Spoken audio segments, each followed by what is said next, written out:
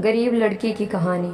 आरती के पापा भी थक चुके थे लड़का खोजते खोजते। ऐसा कोई गांव नहीं था जिस गांव में आरती के पिता लड़का खोजने के लिए नहीं गए थे।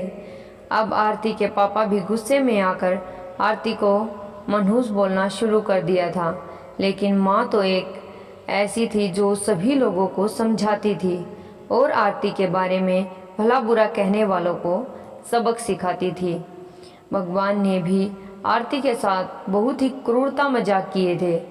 शरीर के बनावट ऐसे बना दिए थे जिसे देखकर कोई भी लड़का वाला पसंद ही नहीं करता था। आरती भी इस बात को लेकर चिंता कर रही थी कि पापा हमारे लिए इतना दूर दूर तक जाते हैं लड़का देखने के लिए, लेकिन हमें कोई भी लड़का पसंद नहीं करता है। आरती अपने कामों में ज़्यादा व्यस्त रहती थी। वह खाना बनाने में बहुत ज़्यादा समय देती थी। आरती ने खाना बनाने में बहुत ज़्यादा मज़ा आने लगा था। आरती ने बहुत सारे खाना बनाने की रेसिपी के बारे में जानकारी हासिल कर ली थी। इसके लिए उन्होंने किताबें, रेडियो, टीवी चैनल पर वीडियो देख ली थी। आरती के द्वारा बनाया गया खाना बहुत स्वादिष्ट और टेस्टी होता था। आरती की तारीफ उसके चेहरे से कोई नहीं करता था, लेकिन उनकी खाना बनाने के जो तरीका था, उसके खाने में जो स्वादिष्ट था, उसे हर कोई तारीफ करता था। खाना बनाने में आरती के जितने भी आजू बाजू की औरतें थीं, उन सभी औरतों में बहुत ज़्यादा फेमस हो गई थी। जिस औरत को लगता था कि आज नया खाना बनाना है और कुछ नया आइडिया इसमें टेस्ट लाना है, तो औरत आरती के पास में आकर जानकारी लेती थी। बहुत सारी औरत यह भी सोचती थी कि आरती के द्वारा बनाए गए खाने को हम सीख लें, लेकिन यह उन सभी के बस की बात नहीं थी। आरती के हाथ में ऐसा टाइमिंग जादू था जो आरती के इस कला को कोई सीख नहीं पाया। आरती का जीवन और उसकी लाइफ चक्र उतार चढ़ाव में कटता रहता था।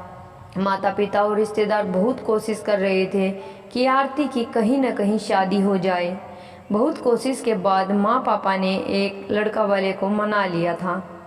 वे सब आरती को देखने के लिए घर पर आने वाले थे।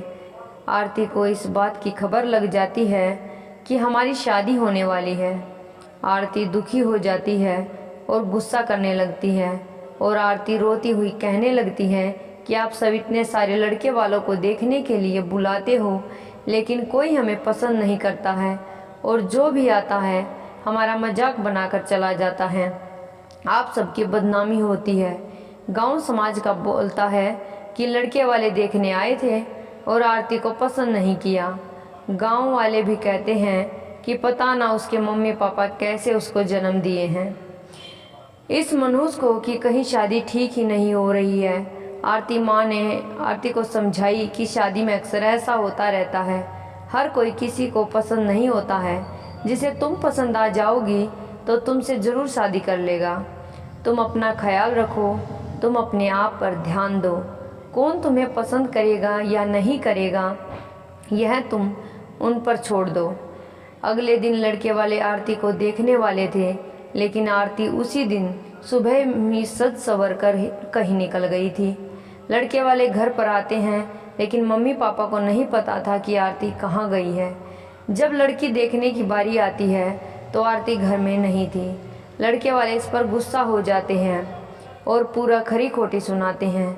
आरती के मम्मी पापा को वैसे भी पापा आरती पर बहुत ज़्यादा गुस्सा करते थे, लेकिन उस दिन की हरकत से आरती के पापा उनके ऊपर खून सवार हो गया था। आरती ने अपने पापा को गुस्से में पागल कर दिया था। उस दिन आरती के पापा ने उसकी मम्मी पर बहुत सारा गुस्सा उतार दिया। आरती के पापा ने उसकी मम्मी को बहुत भला बुरा कहे कि यह सब तुम्हारे सिर पर चढ़ाने का नतीजा है। तुम्हारी ही वजह से आज आरती ऐसी हरकत। अब शाम का वक्त होने वाला था। आरती घर लौट कर आ चुकी थी। आरती के चेहरे पर बहुत ज़्यादा खुशी थी और उसके हाथ में एक चेक था। आरती कोई एक सर्टिफिकेट लेकर आई थी। आरती ने अपनी उपलब्धि के बारे में अपनी मम्मी से कुछ बोलने वाली ही थी कि इसी बीच आरती की मम्मी ने उसको खरी खोटी सुनाना शुरू कर दिया। उसकी मम्मी ने आरती को इतना खरी खोटी सुनाई कि आरती सपने में भी यह नहीं सोच पाती कि मम्मी आज हमें इतना भला बुरा बोलेगी। इससे पहले आरती की मम्मी ने आरती को इस तरह के शब्दों का उच्चारण नहीं किया था। आरती की माँ ने एक बात बोली आरती से कि बाकी सब लोग सही कह रहे थे, तुम सच में मनुष्य हो, आज तुम्हारी वजह से कोई परेशान है, अच्छा तो होता कि तुम पैदा होते ही मर जाती। आज यह दिन हमें देखने को नहीं पड़ता। गांव घर में मेरा सिर नहीं उठ पा रहा है। आरती इस वाक्य को सुनकर अवाक थी कि वह कुछ बोल ही नहीं पा रही थी, क्योंकि जब आरती बोलने की कोशिश कर रही थी उसकी मम्मी के शब्दों से उनकी आवाज़ दब जाती। आरती चुपचाप निठुर भाव से खड़ी थी। आरती की आंख में आंसू बहा रहे थे। आरती बिल्कुल व्याकुल हालत में खड़ी थी, वह कुछ बोल ही नहीं पा रही थी। आरती अपने माँ से एक ही सवाल कर रही थी, माँ क्या मैं इतनी बदनसीब हूँ कि मुझे आप मारना चाहती थी? क्या मैं मर जाऊँ? मैं इतनी बुरी हूँ? आप मुझे मारना चाहती थी, मैं ऐसी क्या गलती कर दी हूँ? आरती के द्वारा बोला गया एक भी बात का असर उसकी मम्मी पर नहीं था। आरती की मम्मी काम कर रही थी और गुस्से में आरती के ऊपर अनेकों बातों का प्रहार कर रही थी। आरती निठुर भाव से अपनी मम्मी की ओर देख रही थी और उसकी बातों को सुन रही थी। आंख से आंसू बहा रहे थे, लेकिन आरती चुपचाप खड़ी रही। आरती एक ही सवाल कर रही थी, माँ क्या आप मुझे मारना चाहती हो? गुस्से में मम्मी ने यह भी बोल दी हाँ। आरती बिना एक पल बिताए ही सीधा अपने कमरे में जाकर दरवाज़ा बंद कर लेती है। एक मिनट के बाद में मम्मी का गुस्सा शांत होता है। जब आरती की मम्मी को अपनी गलती का एहसास होता है तो उसकी मम्मी आरती के रूम की तरफ गई और दरवाज़ा खोलने के लिए बोली, लेकिन आरती ने अपने रूम को अंदर से बंद कर लिया था। आरती की माँ ने जब देखा कि आरती अंदर से दरवाज़ा बंद कर चुकी है, आरती की माँ ने सोचा कि यह कोई गलत कदम ना उठा ले, इसलिए आरती की मम्मी ने उसके पापा के पास तुरंत कॉल की घर आने के लिए।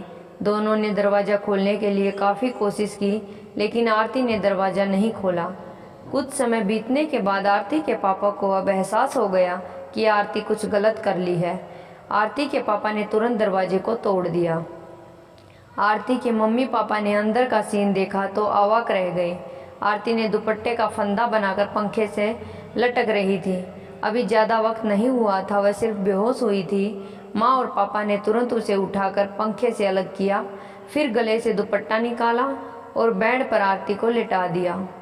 इस स्थिति को देखते हुए उन्होंने तुरंत डॉक्टर को कॉल लगाई। माँ की नज़र अपनी लाडली बेटी आरती की मुट्ठी बांधे हाथ पर जाती है।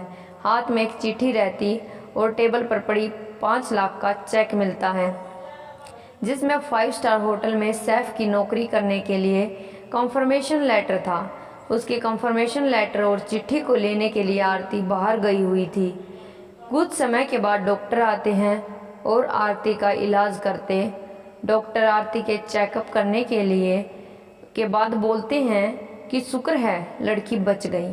कुछ सेकंड और देर होती तो आज यह लड़की हम सभी के बीच नहीं रहती।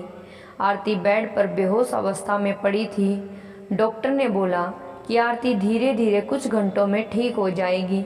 मैं दवाई लिख दे रहा हूँ, जिसे आप मेडिकल स्टोर से मंगवा लीजिएगा। मम्मी और पापा, मैं जानती हूँ कि मैं जन्म से लेकर आज तक कोई ऐसा कार्य नहीं किया जिससे आप लोगों का गर्व महसूस ना हो, लेकिन मैं आपसे बताना चाहती हूँ कि मैं खाना पकाने में नेशनल लेवल कंपटीशन को जीत चुकी हूँ। इसमें मुझे 5 लाख का चेक और प्रथम स्थान मिला। मेरे द्वारा बनाया गया खाना ऑर्गेनाइजेशन को इतना पसंद आया कि वह मुझे एक बहुत बड़े होटल में बतौर मास्टर शेफ़ की नौकरी के लिए कंफर्मेशन लेटर भी दे दिया था।